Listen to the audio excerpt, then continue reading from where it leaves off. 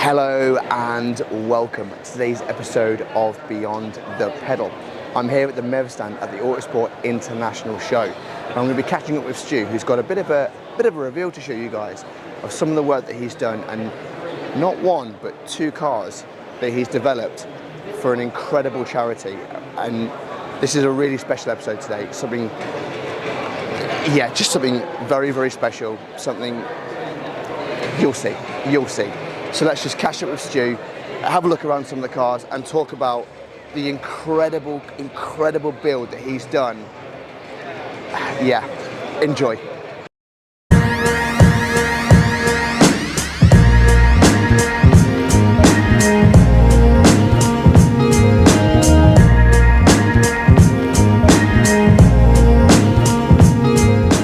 Here he is, Stu, it's good to see you again.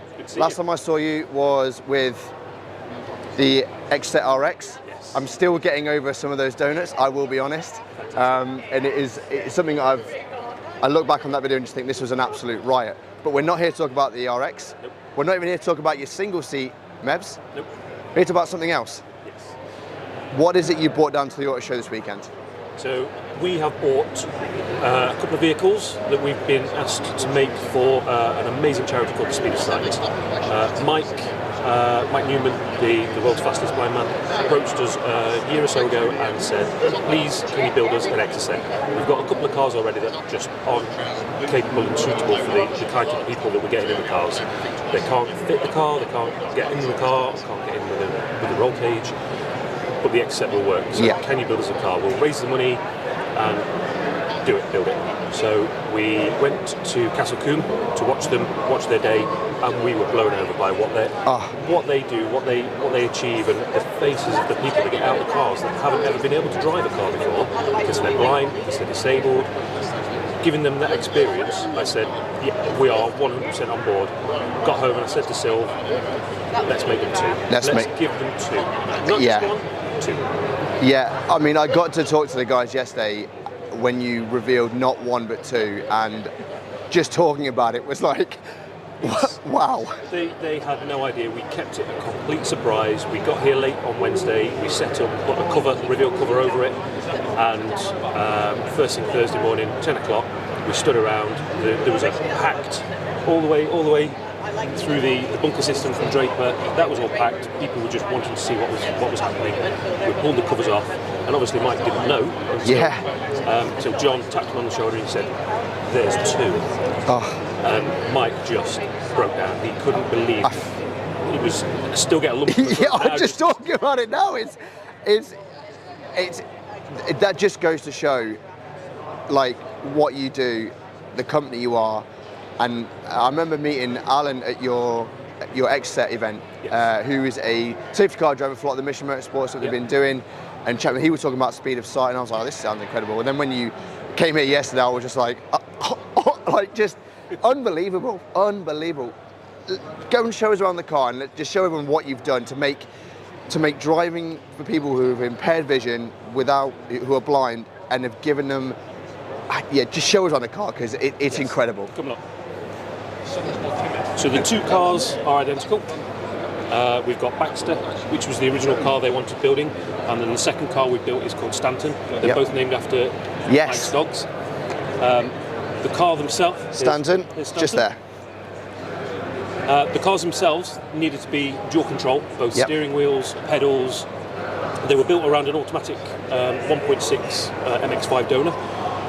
What we decided to do was, instead of trying to make a chain drive between the two steering columns, can we make the steering rack dual control? So we took a left-hand drive steering rack and a right-hand drive steering rack, disassembled them, looked at all the inner workings and realised they would work together. So cutting one in half, welding it up to the second one, and putting two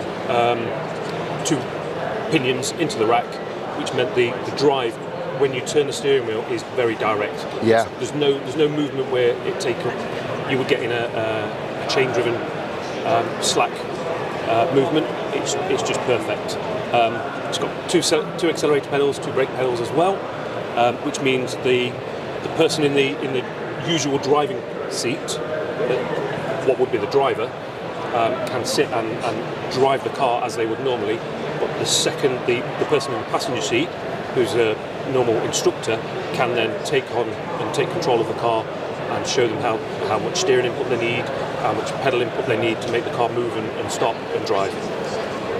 Unbelievable.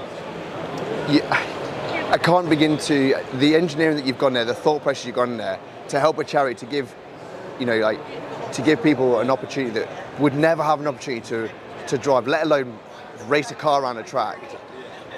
It speaks volumes. It's absolutely incredible. That most people take for granted is you've got that freedom. You get in a car and you go for a drive. You get in a car at a race circuit and you drive around, and that's the primary sense is sight, to be able to do that. Yeah. These people don't have that. They have no idea how it feels to sit in a car and drive, and hold that steering wheel, press that accelerator pedal. And Mike and John at the charity are enabling people to do that, and it's just an amazing thing. It's an incredible car, and like I say, you've proven the concept with the MEV, the Exocet and the RX, and how it works, the following that's being gathered behind how well these cars are doing. I mean, they're head-turning cars. There's no doubt about it. People come over. I'm even out to chat with people, oh yeah, you need to find out more because they're incredible. I know Dougie speaks. He speaks massively of the cars as well, and he absolutely loves them. Does, yeah. But again, the head-turners, they're like, well, what is it? What is it? What is it? Like, oh, it's an MX-5, and they go, oh yeah.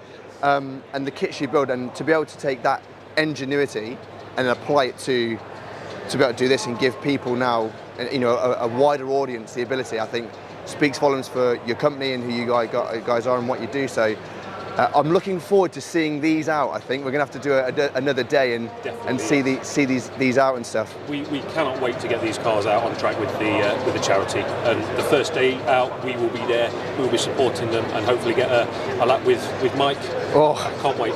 Well, if it's anything like you, which I think so, it'd be incredible. And once again, I think.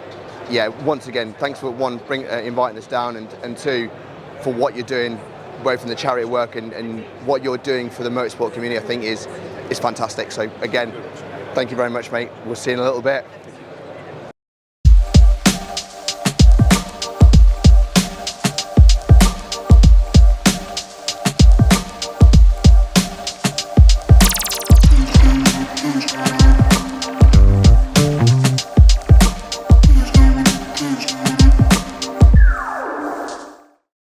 So you join me in the front of the MEV Exocet, the two-wheel, with Mike, the guy who headed up this charity. We've got John in the background somewhere. He's waving hello. Hello. And these are the guys that have put this charity together. Mike, you hold a few records, if that's correct. That's right. Yeah. Tell us some of the records that you hold. I was born with sight loss, and I was very keen on motorsport and high-performance cars. So I wanted to see how I could enjoy being in control of that performance.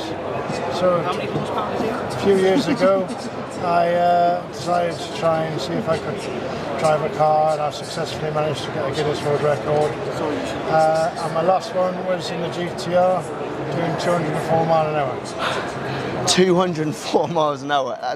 That's incredible. And now you've given that same experience by starting Speed of Sight. Yeah, we did. Yeah. How did that even? How did that come about? Well, the idea started to form in my mind after my first record in a Jaguar, where I met a lot of people at different car shows around the country who were also very keen and enthusiasts of all things automotive.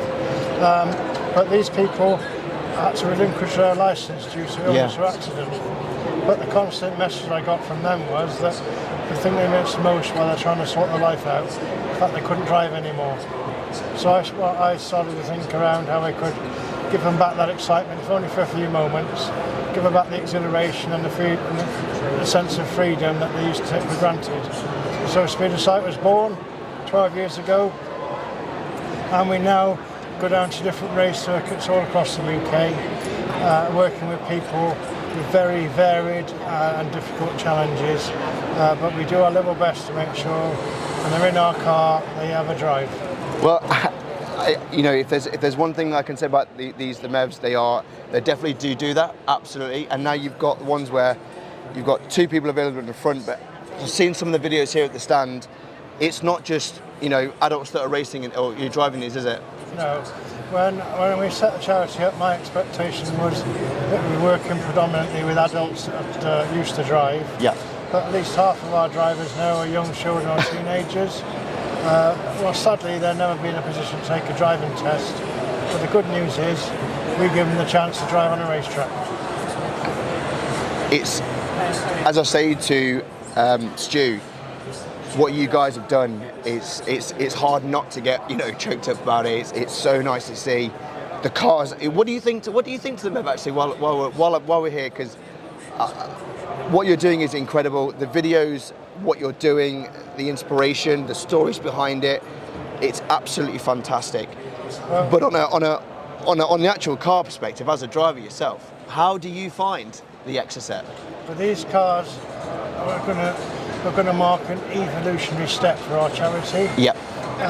Whilst we have, as I said earlier, been going for 12 years, this is the next chapter in our story. And because of the flexibility they have and will provide with the hand controls down here, we'll be able to put our wheelchair users in this car, whereas previously we weren't able to do that. So we're hoping to reach more people across the UK and give them more and more opportunities to enjoy what is something amazing, which is motorsport. Mike, thank you both to you and to John for your time.